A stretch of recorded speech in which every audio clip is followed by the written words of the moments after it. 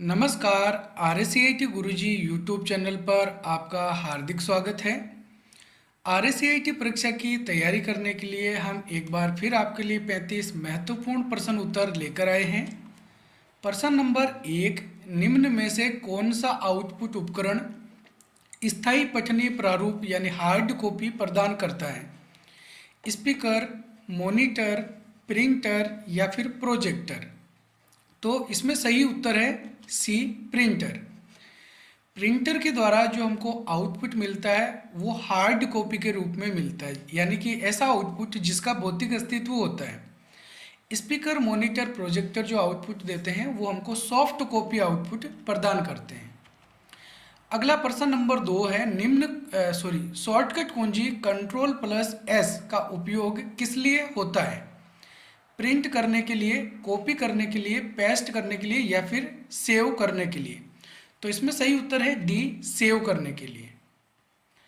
अगला प्रश्न नंबर 3 है, एक्सेल की वर्कशीट में कितनी रो और कॉलम होते हैं?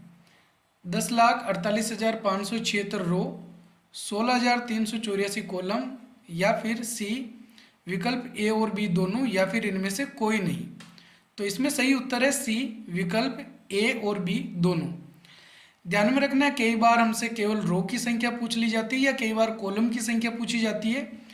तो वर्कशीट के अंदर 10,48,576 रो होती है और 16,384 कॉलम होते हैं। कॉलम को ABCD के द्वारा और रो को गिनती के द्वारा दर्शाया जाता है। अगला प्रश्न नंबर 4, किसी डिजिटल फोटोग्राफ की छवि बनाने वाले बिंदुओं यानी डॉट्स को क्या कहा जाता है? पॉइंट्स, रिजोल्यूशन, डिजिटल बिंदु या फिर पिक्सल? तो इसमें सही उत्तर है डी, पिक्सल।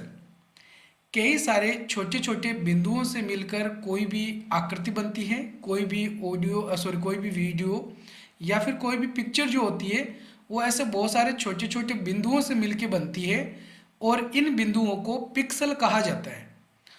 और इन पिक्सल को DPI यानी कि डॉट पर इंच में मापा जाता है, जिसको हम रिजोल्यूशन के नाम से भी जानते हैं।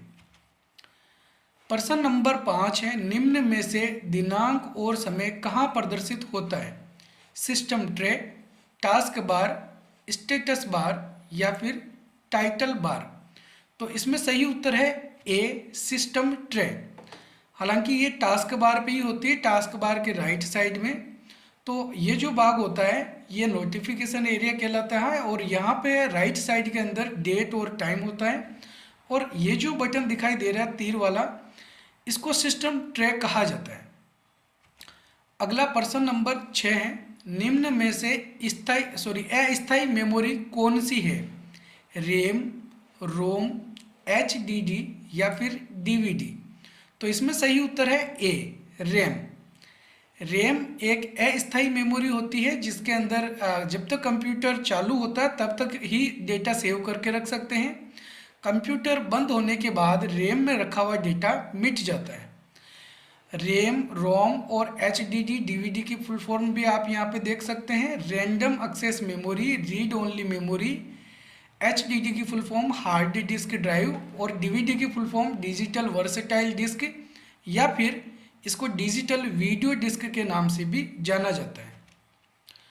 प्रश्न नंबर 7, पावर पॉइंट 2019 में स्मार्ट आर्ट टूल का क्या उद्देश्य है?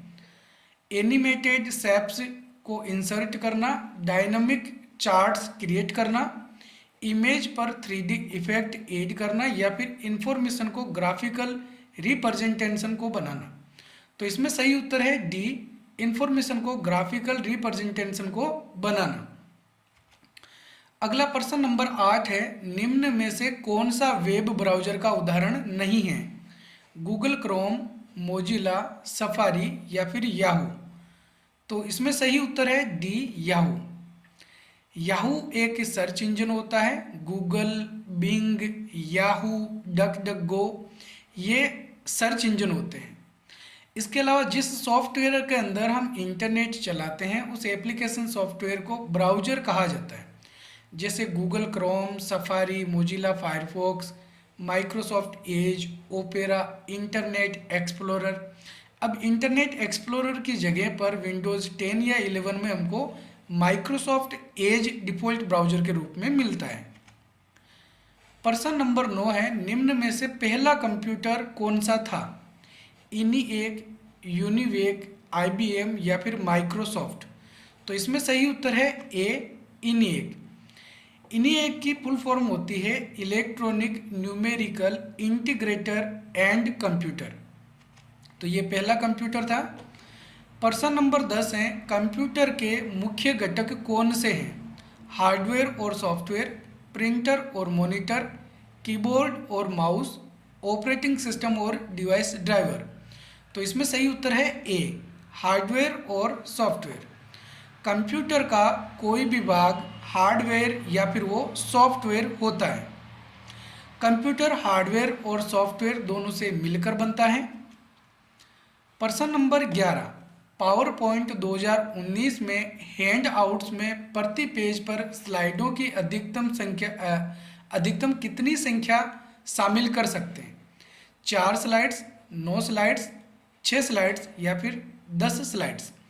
तो इसमें सही उत्तर है बी, 9 स्लाइड्स। हैंडआउट्स के अंदर आपको 9 स्लाइड्स अधिकतम सिलेक्ट करने का ऑप्शन मिलता है। अगला प्रश्न नंबर 12 है, निम्न में से कौन सा सर्च इंजन का प्रकार है? गूगल और बिंग, रेडिफ और MSN, डगडगो और याहू या फिर उपरोक्त सभी? तो इसमें सही उत्तर है डी, उपरोक्त सभी। ये सभी सर्च इंजन के उदाहरण हैं। अभी हमने पिछले वीडियोस के पिछले क्वेश्चंस के अंदर वेब ब्राउजर्स के नाम भी देखे थे। अगला प्रश्न नंबर 13 है, ब्लूटूथ में पेयरिंग कोड का प्रयोग कब किया जाता है? कनेक्शन स्थापित करने में, डेटा ट्रांसमिशन में, एन्क्रिप्शन में या फिर पावर मैनेजमेंट में? तो इसमें सही उत्तर है ए, कनेक्शन स्थापित करने में। अगला प्रश्न नंबर 14 है, राजस्थान में जन आधार योजना के लिए नामांकन के लिए कौन पात्र है? केवल महिलाएं, केवल बच्चे, केवल वरिष्ठ नागरिक या फिर सभी राजस्थान के निवासी? तो इसमें सही उत्तर है डी, सभी राजस्थान के निवासी। जब जन आधार कार्ड बनाते हैं तो उसके अंदर हम राजस्थान के जितने भी निवासी हैं सभी का जन आधार कार्ड बना सकते हैं। प्रश्न नंबर 15, निम्न में से MS एक्सेल किस प्रकार का सॉफ्टवेयर है? Spreadsheet, word processing, operating system या प्रस्तुतिकरण? तो इसमें सही उत्तर है A, spreadsheet. Microsoft Excel spreadsheet program होता है और माइक्रोसॉफ्ट वर्ड प्रोसेसिंग सॉफ्टवेयर होता है और Microsoft power point presentation software होता है। अगला प्रश्न नंबर 16 है, माउस के बाईं तरफ के बटन को 2 बार जल्दी जल्दी दबाना क्या कहलाता है? Double click, left click, right click या फिर सिंगल क्लिक? तो लेफ्ट वाले बटन को अगर हम 2 बार जल्दी जल्दी दबा रहे हैं तो इसको हम बोलते हैं डबल क्लिक करना। अगला प्रश्न नंबर 17 है, 1 GB में कितने MB होते हैं? 8 MB, 132 MB, 1024 MB या फिर 512 MB? तो इसमें सही उत्तर है सी, 1024 MB। फिर 1024 MB मिलकर 1 GB बनती है, 1024 GB मिलकर 1 TB बनती है और 1024 TB मिलकर 1 PB यानी पेटाबाइट बनता है। तो इनको भी आप याद रख सकते हैं। अगला प्रश्न नंबर 18 है, निम्न में से पेरिफेरल डिवाइस कौन सा है? मदरबोर्ड, रैम, प्रोसेसर या फिर माउस? तो इसमें सही उत्तर है D, mouse.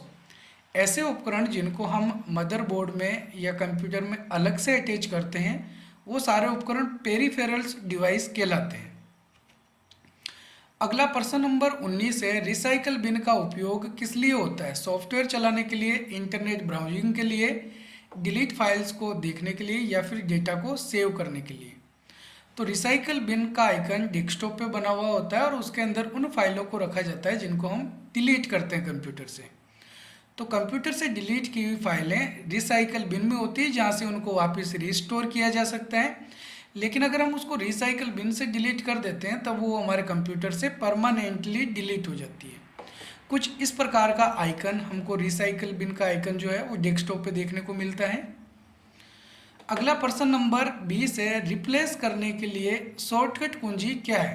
Control plus R, control plus V, control plus P या फिर कंट्रोल प्लस एच? तो इसमें सही उत्तर है डी, कंट्रोल प्लस एच। किसी टेक्स्ट में अगर हमको किसी डॉक्यूमेंट में कोई दूसरे टेक्स्ट लिखना चाहते हैं जो ऑलरेडी हमने लिख रखे हैं उनकी जगह पे, तो उसके लिए हम रिप्लेस वाला ऑप्शन काम में लेते हैं, और शब्दों को ढूंढने के लिए हम फाइंड वाला ऑप्शन काम में लेते हैं, जिसकी शॉर्टकट कुंजी कंट्रोल एफ होती है। अगला प्रश्न नंबर 21 है, निम्न में से गूगल मैप्स का प्रयोग किस लिए किया जाता है? ऑनलाइन खरीदारी करने के लिए, ऑनलाइन वीडियो देखने के लिए, नेविगेशन करने के लिए या फिर ऑनलाइन चैटिंग करने के लिए? तो इसमें सही उत्तर है सी, नेविगेशन के लिए। नेविगेशन यानी कि हम कुछ निर्देश या फिर दिशाएं प्राप्त कर सकते हैं कि कौन सी दिशा में कौन सी जगह हैं, और कुछ दिशा निर्देश भी मैप्स के द्वारा अपन प्राप्त करते हैं। प्रश्न नंबर 22 है, माइक्रोसॉफ्ट वर्ड का प्रयोग किस लिए किया जाता है? दस्तावेज बनाने के लिए, प्रस्तुतिकरण बनाने के लिए, वेब पेज बनाने के लिए या फिर स्प्रेडशीट बनाने के लिए? तो इसमें सही उत्तर है ए, दस्तावेज बनाने के लिए। माइक्रोसॉफ्ट वर्ड में जो फाइल बनती है उसको डॉक्यूमेंट फाइल कहा जाता है। अब जैसे डॉक्यूमेंट को हिंदी में दस्तावेज बोलते हैं, तो आपको ध्यान में रखना है दस्तावेज बनाने के लिए माइक्रोसॉफ्ट वर्ड, और प्रस्तुतिकरण बनाने के लिए हम किसका प्रयोग करते हैं? माइक्रोसॉफ्ट पावर पॉइंट का। प्रस्तुतिकरण को अंग्रेजी में प्रेजेंटेशन कहा जाता है। अगला प्रश्न नंबर 23 है, निम्न में से आईपी का पूरा नाम क्या है? Internet provider, internet protocol, internal processor या फिर इंटरनेट प्रोसेसर? तो सही उत्तर है इसमें बी, इंटरनेट प्रोटोकॉल आईपी की फुल फॉर्म होती है। अगला प्रश्न नंबर 24 है, विंडोज क्या है? Operating system, word processor, browser या फिर डेटाबेस? तो इसमें सही उत्तर है ए, ऑपरेटिंग सिस्टम। विंडोज एक ऑपरेटिंग सिस्टम होता है। इसके अलावा जैसे मोबाइल में एंड्रॉयड भी ऑपरेटिंग सिस्टम होता है, मैक ओएस या फिर लिनक्स, ये सारे ऑपरेटिंग सिस्टम के उदाहरण हैं। अब विंडोज की बात करें तो विंडोज में जैसे Windows XP, Windows 7, Windows 8, Windows 10 और सबसे लेटेस्ट जो वर्जन है वो है अभी विंडोज 11। तो ये सभी विंडोज के ही भाग होते हैं और ये ऑपरेटिंग सिस्टम होते हैं। अगला प्रश्न नंबर 25 है, ईमेल का पूरा नाम क्या है? Electronic mail, emergency mail, estimate mail या फिर इलेक्ट्रिकल मेल? तो इसमें सही उत्तर है ए, इलेक्ट्रॉनिक मेल। ई की फुल फॉर्म होती है इलेक्ट्रॉनिक। अगला प्रश्न नंबर 26 है, निम्न में से कौन सा एक एंटीवायरस प्रोग्राम है? विंडोज डिफेंडर, K7, नॉर्टन या फिर उपरोक्त सभी? तो इसमें सही उत्तर है डी, उपरोक्त सभी। ये सब एंटीवायरस प्रोग्राम होते हैं। और इसमें आपको ध्यान में रखना है कि विंडोज के अंदर विंडोज 10 या 11 जो है उसमें हमको डिफ़ॉल्ट एक एंटीवायरस प्रोग्राम मिलता है जिसका नाम है विंडोज डिफेंडर। प्रश्न नंबर 27 है, निम्न में से इनपुट डिवाइस का वैध सेट कौन सा है? Light pen, scanner, plotter, OCR monitor, MICR scanner, MICR touch screen, OMR printer, barcode reader? तो इसमें सही उत्तर है सी, स्कैनर, MICR और टच स्क्रीन। ये इनपुट उपकरण होते हैं। अब जैसे लाइट पेन इनपुट है, स्कैनर इनपुट है, लेकिन प्लॉटर आउटपुट होता है। OCR यानी ऑप्टिकल कैरेक्टर रिकॉग्निशन, ये इनपुट डिवाइस होता है, लेकिन मॉनिटर इनपुट नहीं होता है। MICR magnetic ink character reader, ये इनपुट होता है। नेक्स्ट प्रश्न नंबर 28, URL का पूरा नाम क्या है? Universal record locator, uniform resource locator, uniform registration line या फिर यूनिक रिकॉर्ड लाइन? तो इसमें सही उत्तर है B, uniform resource locator URL की फुल फॉर्म होती है। किसी वेबसाइट का एड्रेस URL कहलाता है, जो कि हम जब कोई ब्राउज़र ओपन करते हैं तो सबसे ऊपर टाइटल बार के नीचे वाली जो पट्टी होती है वहाँ पे एक एड्रेस बार हमको दिखाई देती है, जिसके अंदर किसी वेबसाइट से संबंधित एड्रेस होता है, जिसको URL यानी यूनिफॉर्म रिसोर्स लोकेटर कहा जाता है। अगला प्रश्न नंबर 29 है, निम्न में से पेस्ट करने की शॉर्टकट कुंजी कौन सी है? Control plus P, control X, control C या फिर कंट्रोल वी। तो इसमें सही उत्तर है D, control plus V paste करने के लिए काम में लेते हैं। कंट्रोल पी प्रिंट करने के लिए होती है, कंट्रोल एक्स कट करने के लिए और कंट्रोल सी कॉपी करने के लिए होती है। अगला प्रश्न नंबर 30 है, ऑपरेटिंग सिस्टम का मुख्य कार्य क्या है? प्रोग्राम इंस्टॉल करना, हार्डवेयर और सॉफ्टवेयर को मैनेज करना, वेब ब्राउज करना या फिर इंटरनेट कनेक्शन स्थापित करना। तो इसमें सही उत्तर है बी, हार्डवेयर और सॉफ्टवेयर को मैनेज करना। अगला प्रश्न नंबर 31 है, डॉक्यूमेंट में मार्जिन बदलने के लिए किस पट्टी को प्रयोग किया जाता है? स्क्रॉल बार, मेन्यू बार, स्टेटस बार या फिर रूलर बार। तो इसमें सही उत्तर है डी, रूलर बार। माइक्रोसॉफ्ट वर्ड में आपने देखा होगा इस प्रकार की जो स्केल जैसी हमको पट्टी दिखाई देती है, इसको रूलर बार कहा जाता है। ये भी दो प्रकार की होती है, हॉरिजॉन्टल रूलर बार और वर्टिकल रूलर बार। इसके द्वारा हम पेज में मार्जिन छोड़ सकते हैं, यानी कि देख सकते हैं ये जो टेक्स्ट लिखे हुए हैं ये यहाँ पेज में ऊपर से या फिर लेफ्ट राइट से लेफ्ट साइड से स्टार्ट नहीं होके यहाँ कुछ जगह छोड़ के स्टार्ट हो रहे हैं। तो डॉक्यूमेंट में इस तरीके से हम पेज में चारों तरफ जगह छोड़ सकते हैं, जिसको मार्जिन कहा जाता है। पेज में चारों तरफ ये जो खाली जगह छोड़ी हुई है ये मार्जिन कहलाती है, और मार्जिन छोड़ने के लिए रूलर बार का प्रयोग किया जाता है। प्रश्न नंबर 32 है, एमएस वर्ड 2019 में कॉपी, कट, पेस्ट और फॉर्मेट पेंटर टूल किस ग्रुप में मौजूद होते हैं? Font group, clipboard group, paragraph group या फिर एडिटिंग ग्रुप। तो इसमें सही उत्तर है बी, क्लिपबोर्ड ग्रुप। ध्यान में रखना है कोई भी टैब जो होता है जैसे होम, इंसर्ट, डिजाइन, लेआउट, ये जो टैब होते हैं इन टैब को अलग अलग ग्रुप में बांटा हुआ होता है। जैसे यहाँ पे देख सकते हैं ये क्लिपबोर्ड ग्रुप है जिसके अंदर हमको paste, cut, copy, format painter वाले टूल दिखाई देते हैं। ऐसे ही अगर अपन फॉन्ट ग्रुप की बात करें तो उसमें फॉन्ट की साइज, बोल्ड, इटैलिक, अंडरलाइन, इस प्रकार के फॉन्ट कलर आदि टूल होते हैं। अगला प्रश्न नंबर 33 है, एमएस एक्सेल में रो और कॉलम के प्रतिच्छेदन से बनने वाली चौकोर आकृति क्या कहलाती है? सीट, वर्कशीट, कॉलम या फिर सेल। तो इसमें सही उत्तर है डी, सेल। रो और कॉलम के मिलने से जो चौकोर बॉक्स बनता है उस चौकोर बॉक्स को सेल कहा जाता है।